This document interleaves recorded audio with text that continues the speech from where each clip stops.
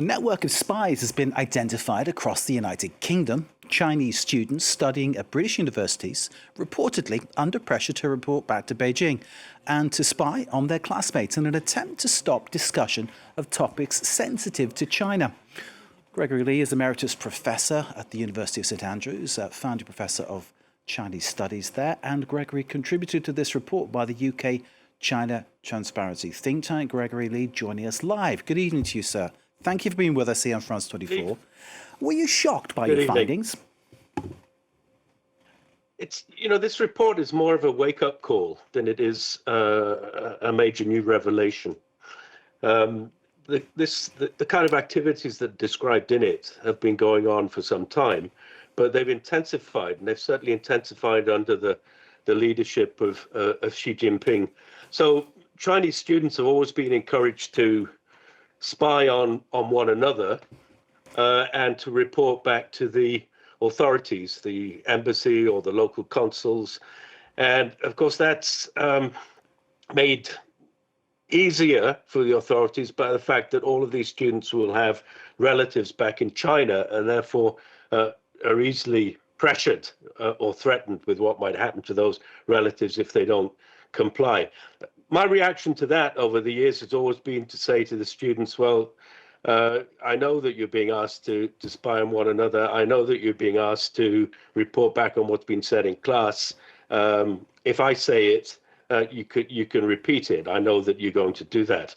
So there's a situation with the students. There's also a situation with China-born scholars who are increasingly numerous as university teachers in the UK, who also have the same fears of reprisals against their relatives back in China if they don't comply. But compliance in their case is more to do with what they don't say. So don't work on certain topics such as the Uyghurs in Xinjiang, don't work on Tibet, don't talk about Hong Kong.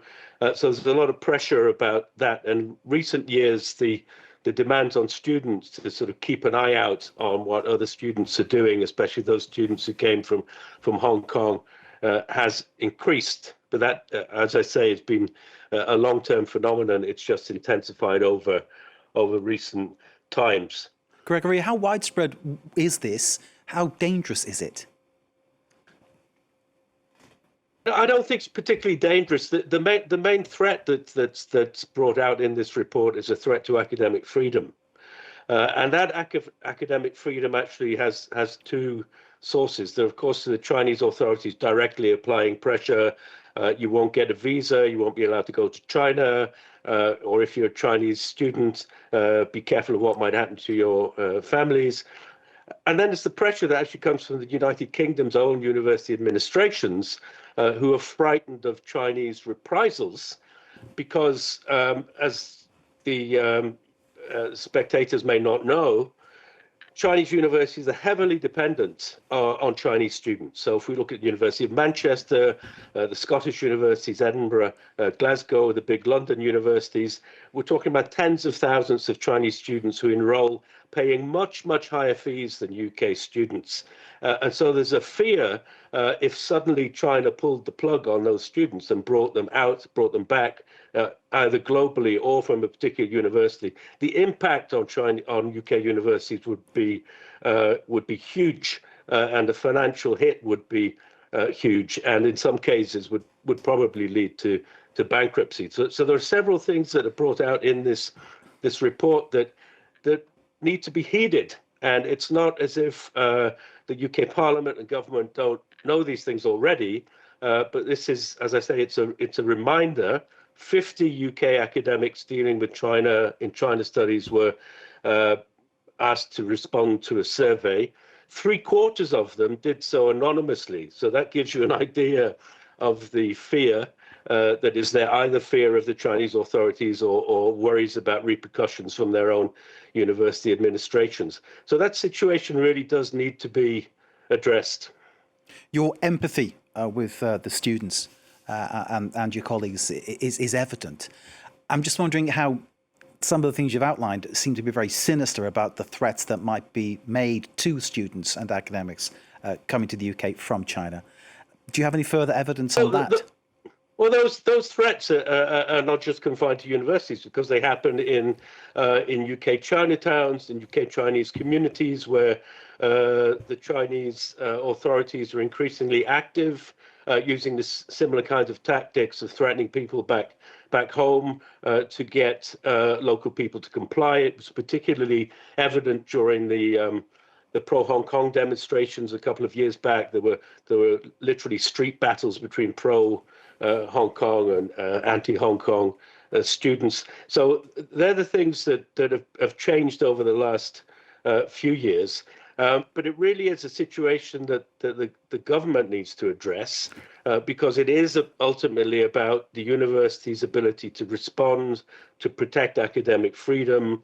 And if the bottom line, which is financial, is as bad as it is today, in other words, the rug can be pulled out from under them if they offend China, then they really don't have a great number of tools with which they can deal with this situation. Has there been any sense that people in the UK have been compromised, authorities in the UK have been compromised? Any sense along those lines?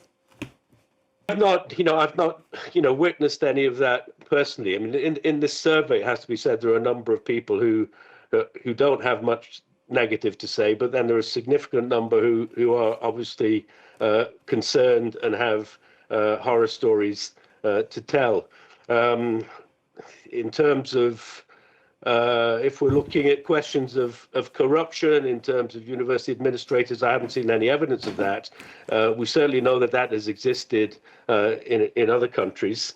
And of course, we're not talking in this instance about the network of Confucius Institutes, because that's another situation which the UK universities have got themselves embroiled in.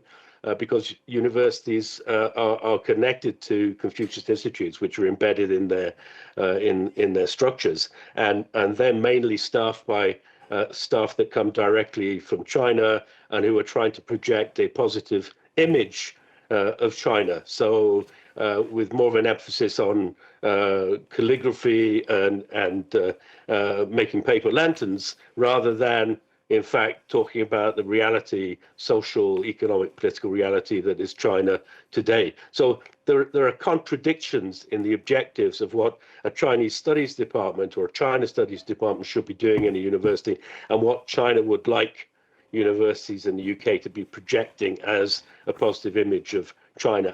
And that's a more insidious sort of soft diplomacy approach to this issue, rather than direct spying. It's about pressure to ease off on negative images and to underline the positive.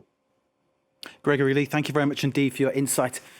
Gregory Lee there, the Emeritus Professor at the University of St Andrews, Founder Professor of Chinese Studies there, and contributor to the report by the UK China Transparency think tank. Gregory Lee, thank you for joining us here on France 24.